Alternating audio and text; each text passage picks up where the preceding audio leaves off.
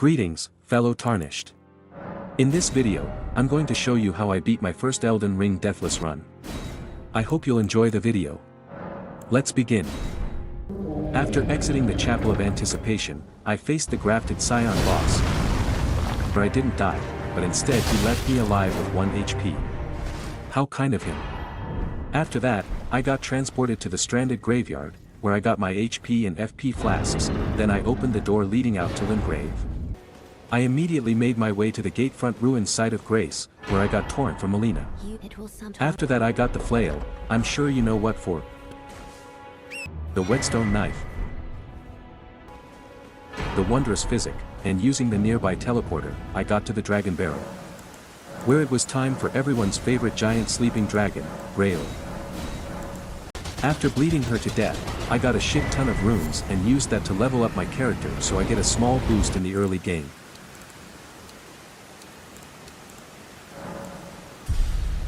Next I acquired the Strength Not Tear, saved our favorite hot boy Alexander, got the Turtle Talisman, both halves of the Dectus Medallion, stole the Academy Crystal Key. I did Rhea's questline, and she took me to the Volcano Manor, which I joined right after.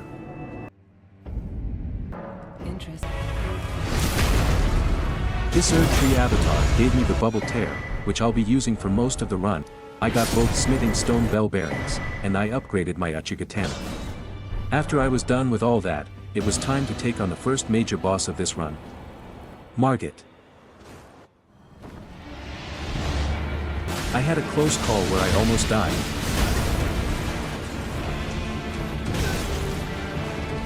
Luckily I survived that, and shortly after Morgott was dead, giving me the first talisman pouch.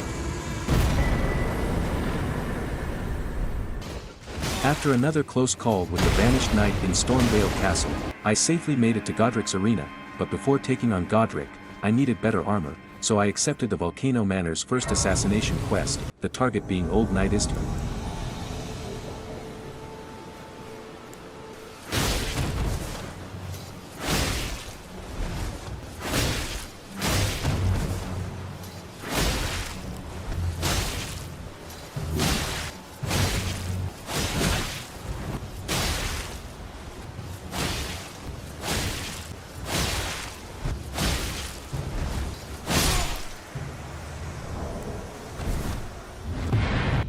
After I got his armor, I went back to fight Godrick.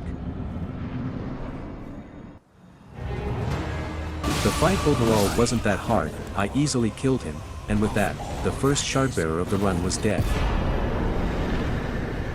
My first thing after killing Godrick was to activate his Great Tree because, without dying, its effect lasts forever.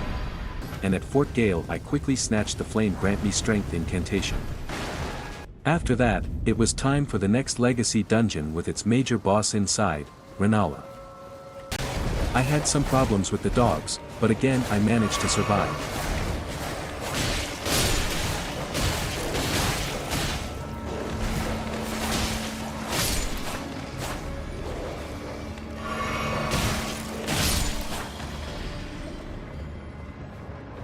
If you're asking, no, I didn't kill Mungrum, but making him fall down to the shaft was problematic with him refusing to cooperate.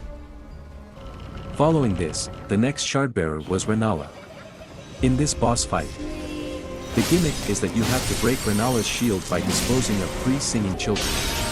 It wasn't anything hard or special, although as much as I wanted to kill her in one cycle, I couldn't even though I was so close to it, so I had to break her shield again.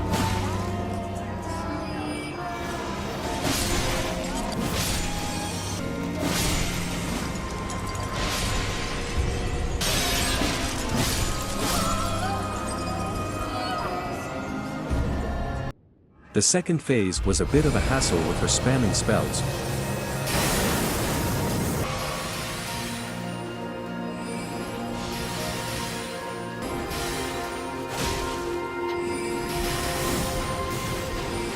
But after a while, with a well-aimed jump attack, she was dead.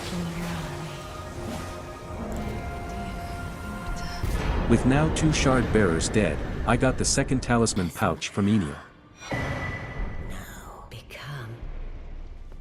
I took a quick detour to Kuria Manor to kill Loretta and start Runmi's questline.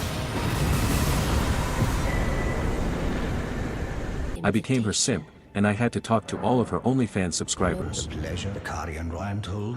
I'm situated eternal. I'm planning to go. Should if it were up to, but who am I also bought Morgott's shackle from patches for later usage. Then, with the Red Mane Castle now being in party mode, I could start the Radahn festival, although I didn't because I'm not strong enough yet. For that I acquired the Dexterity Not Tear, and my weapon needed an upgrade, so I got the Nagakiba. Unfortunately, before I could use it, I had to dispose of an unwanted visitor. I managed to kill her without any major trouble. After that, my first thing was to upgrade my newly found weapon. Then it was time to fight Radahn, the strongest demigod. I thought I was strong enough. Let's see if I was correct. The fight was a bit interesting. Right off the bat I almost died in one hit, then in the second phase I was close to death again. He also did the dreaded corkscrew attack, which I miraculously survived.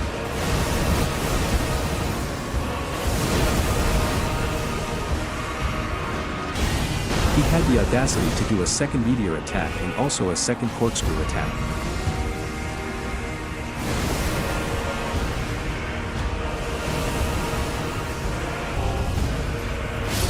After surviving all that, I managed to kill him. With Radahn now dead, it unlocked access to Nokron and the upper Seofa River. I immediately headed down to Nokron, where the most important item of this run lies. On the way to that item, I picked up the Ghost Glovered Bell-bearing one. And here it was. The Mimic Tears Summon. While I was there, I also picked up a free Glovered 10. After that, I used this teleporter to go to the upper Ainsel River, where I got the Ghost Glovered Bell-bearing 2. With all the materials picked up, I upgraded my Mimic Tear to +10. Next I defeated the strongest Putrid Avatar in Dragon Barrel, which gave me the best Crystal Tear in the game, the Opaline Heart Tear, which increases defense for 3 minutes. With the money I got, I bought Radahn's armor, which I'll be using for the rest of the run. A quick detour to get Poison Mist incantation, I'm sure you know why. With that, I could begin the long process of farting the Draconic Tree Sentinel to death.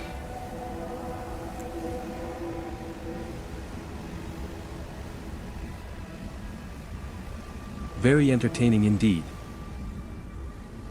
With him finally dead, I was granted access to Rennala, where my first thing was to get the Ritual Shield Talisman, which increases defense while at max HP.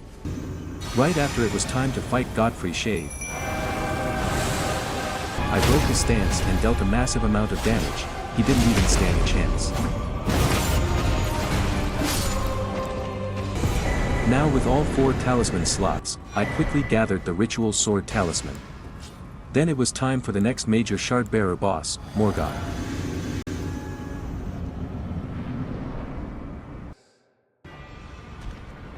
Summoning the Mimic Tear at the beginning made me take a bit of damage, but I pulled through.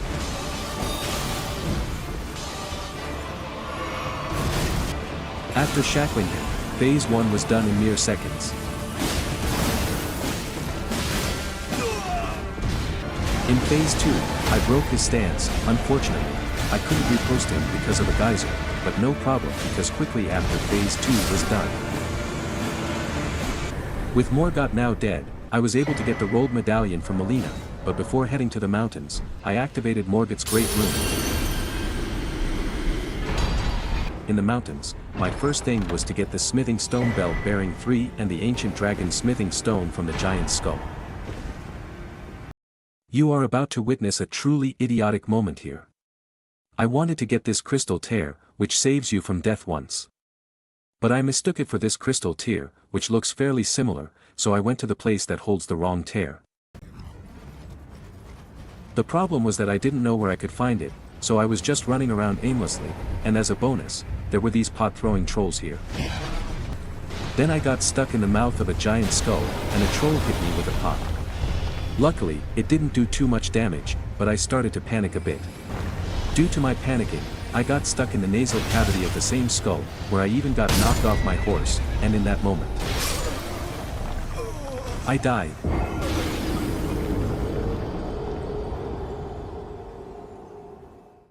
Well, time to start everything all over again.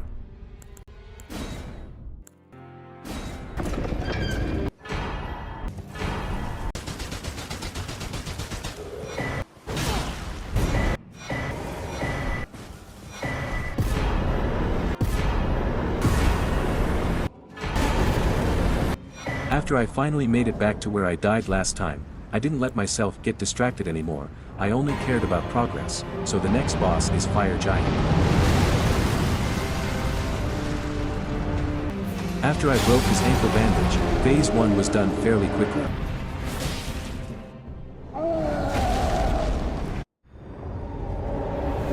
I was afraid of Phase 2, however, because of this attack. Yeah, it deals a lot of damage, but after I survived that, Phase 2 was done, and the Fire Giant was finally dead.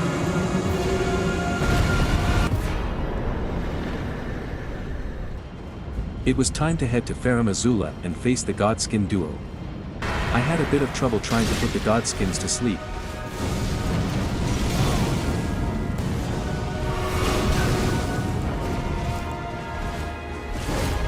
But luckily I managed to pull it off. After buffing up and summoning the Mimic Tear, the fight could finally begin. After giving both of them a riposte, they were easily felled. Then I still had a quest to finish. Alexander, lend me strength! All vessels are destined to one day break. Goodbye, Alexander. Before challenging Maliketh, I completed Vari's questline, and he gave me the item that teleports me to the Mogwin Palace. This area was important for me because of this particular grind spot. Here I exploited the stupidity of this bird to grind for some runes. I also thought my armor could get an upgrade, so I visited Castle Sol to challenge Commander Neil.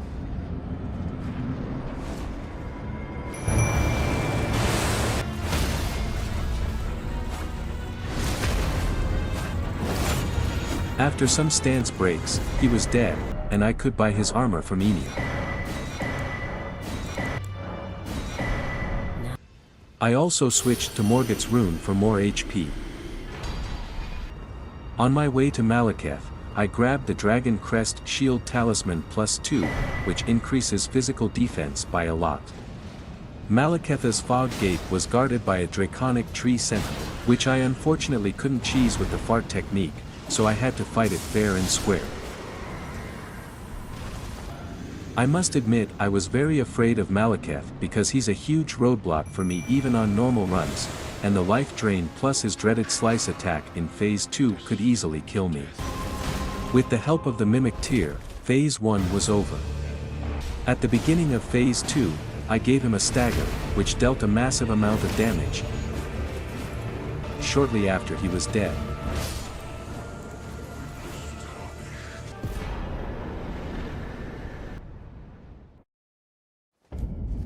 We're in the endgame now with only 3 bosses remaining. Before facing the last 3 bosses, I went back to the Mogwin Palace to get the Holy Shield Talisman +2.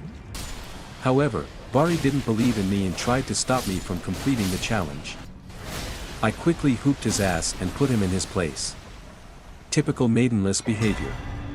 Anyway, it was time to challenge Sir Gideon Ofnir, the self-proclaimed all-knowing. And he will take the throne. Queen Maliketh helps for us. And we can continue to struggle. Unto eternity. I know. 1 down, 2 to go. The next boss is the first Elden Lord himself. It's been a long while, Morgott. Godfrey. Phase 1 wasn't too difficult. In Phase 2, however, I was unfortunate enough to get caught in one of his grab attacks. Luckily, it didn't deal too much damage.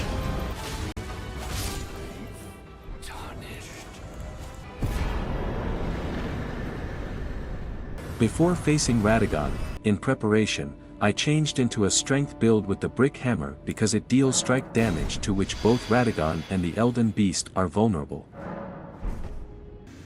And now, the last fight that stands before me and becoming a deathless Elden Lord. I'll shut up for the final boss.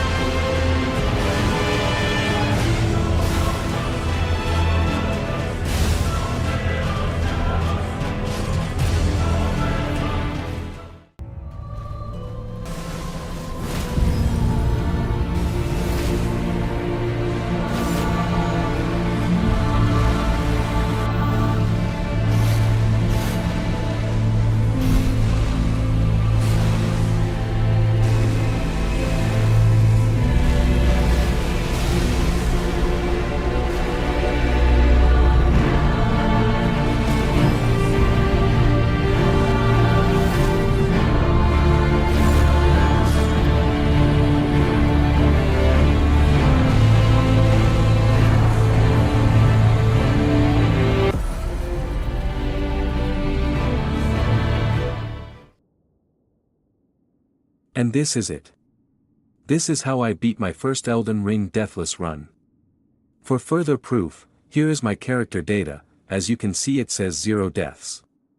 If you enjoyed the video, please leave a like, because if this video reaches 100 likes, I'll beat the DLC 2 without dying. Also, please consider subscribing so you won't miss out on my DLC attempt live streams. Thanks for watching, and take care.